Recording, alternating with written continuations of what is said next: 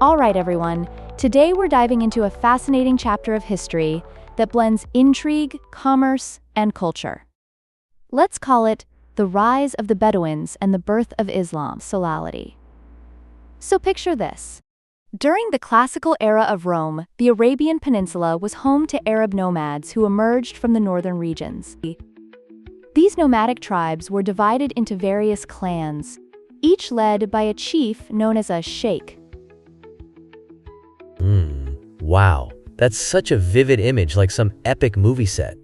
So what was their day-to-day life like?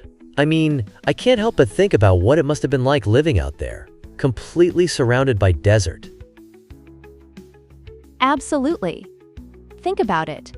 With the domestication of the camel, these Bedouins transitioned from mere survival to becoming incredibly wealthy traders. They acted as mediators between the Persian Gulf and the Mediterranean Sea. Imagine their caravans filled with spices, textiles, and precious metals, trekking across vast deserts. They were the original entrepreneurs, essentially. So it was like they were the first middlemen of trade. But you mentioned they were polytheistic at first. Did they have any sort of special practices?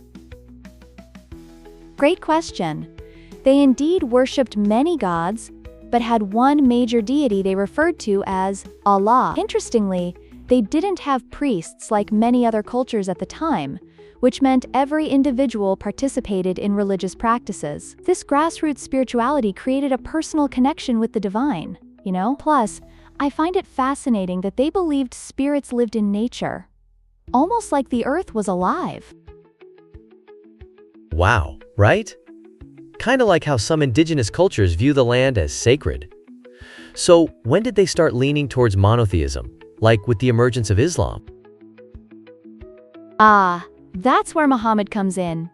By the late 6th century, he emerged as a prominent figure. Born in Mecca into a merchant family, he experienced a lot of personal loss early in life, losing his parents by the age of 6, which shaped his outlook significantly. When he grew up, he became a caravan manager and eventually married Khadija, a successful trader. Isn't that a crazy story angle?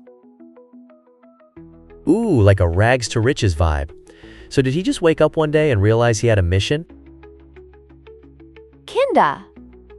Muhammad received revelations that would become the foundation of Islam. These revelations led to the 5 pillars of Islam, covering the essentials like faith, prayer, charity, fasting during Ramadan, and pilgrimage to Mecca. After his passing, his followers compiled this into Sharia law, basically a comprehensive guide to living a good life.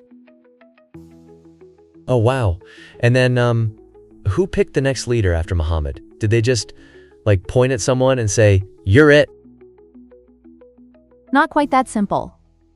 In 632, the community chose Abu Bakr as Muhammad's successor, which heralded the era of the Rashidun Caliphate. This new leadership expanded Islamic authority throughout the region. But here's where things get interesting. Eventually, internal rifts arose, particularly around whether Ali, Muhammad's cousin, should lead after Abu Bakr. So a family feud that spiraled out of control? I can't imagine a family argument leading to a whole civil war. Chuckles. Absolutely.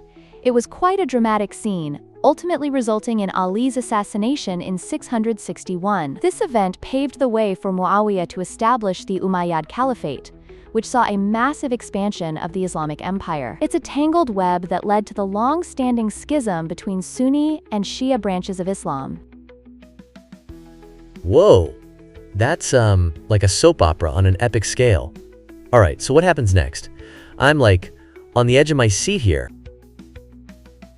Well, fast forward to the 12th century, we see the Crusades unfold, sparked when Byzantine emperors sought help from the West against the expanding Islamic power. And amidst that chaos, we meet the legendary Saladin.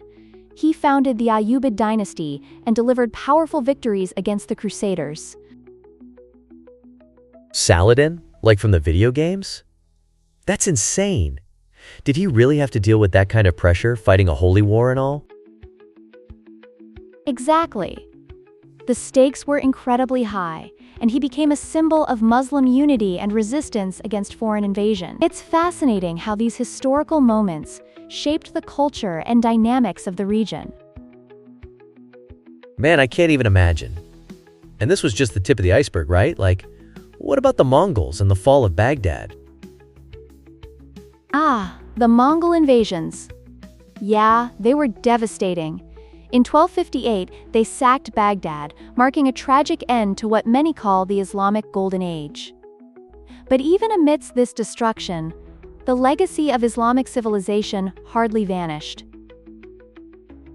Oof, what a roller coaster.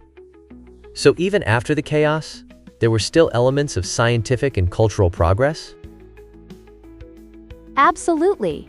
Cities like Baghdad and Cordoba became epicenters of trade and cultural exchange. New agricultural techniques thrived, and scholars made huge strides in philosophy, medicine, and science. Think of figures like Ibn Sina, who was pivotal in shaping modern medicine.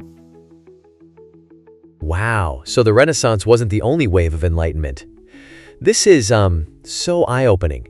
The Islamic world truly influenced so many aspects of our current culture, huh? Exactly. It's a rich tapestry of creativity, innovation, and resilience that still echoes today. The impacts of this period reverberate through our global culture. Mind blown. Thank you for taking us on this wild journey through time. I can't wait for more.